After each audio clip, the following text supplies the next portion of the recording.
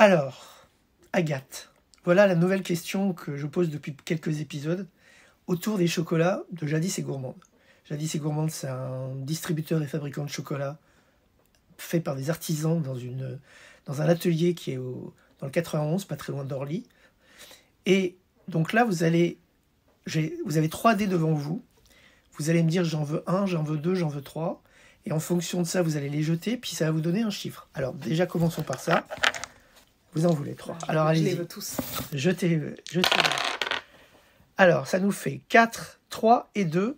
Donc ça fait, je vous laisse 9. calculer. Ça fait 9. Donc ici, j'ai devant moi un produit que distribue Jadis et Gourmande qui s'appelle les clés du bonheur. Okay. Et on va aller chercher la clé numéro 9. Mon Dieu, vous êtes prête? Ouais, c'est insoutenable. Insoutenable. J'espère qu'elle est encore disponible parce que il y en a certains qui ont déjà été mangés. Et ben, j'ai l'impression qu'elle n'y est plus. Mais je vais quand même vérifier. Moi, je suis pour le partage, donc c'est pas grave. Ah. Eh ben, il n'y est plus. Ah si, elle est là. Le dernier. Alors, c'était le dernier. Le dernier au bout de la boîte, au fond de la boîte.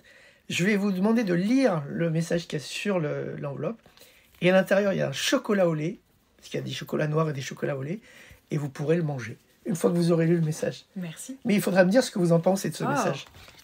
Je l'adore. Voir ces échecs comme des expériences. Ça vous parle? Ah ouais, complètement. Je pense qu'il n'y a pas d'échec. Je pense si... mais en fait, il faut toujours se dire que il y a des échecs à un moment de l'existence. Je disais qu'il faut être gentil avec les autres, je crois qu'il faut être d'abord gentil aussi avec soi, et que parfois on se trompe, il y a des échecs, mais en fait c'est toujours des expériences gagnées pour la suite. Et on ne peut pas juger son moi passé, parce qu'en fait on a pris à un moment des décisions parce qu'on était cette personne-là à ce moment de l'existence, et donc peut-être qu'aujourd'hui on le juge comme un échec, mais en fait on apprend toujours, mais je parlais du rebond tout à l'heure, donc je pense qu'à chaque fois qu'il y a un pépin, un truc dans les rouages. L'univers a toujours une solution pour nous. Il va se passer quelque chose, c'est juste qu'il y a un rebond et il faut laisser la version future de soi gérer les situations et les problèmes futurs, comme il faut laisser le moi passé avoir fait ses expériences qui auraient pu être des échecs, qui auraient pu être des réussites. À la limite, peu importe, on a appris des trucs et on est là et donc ça va bien se passer.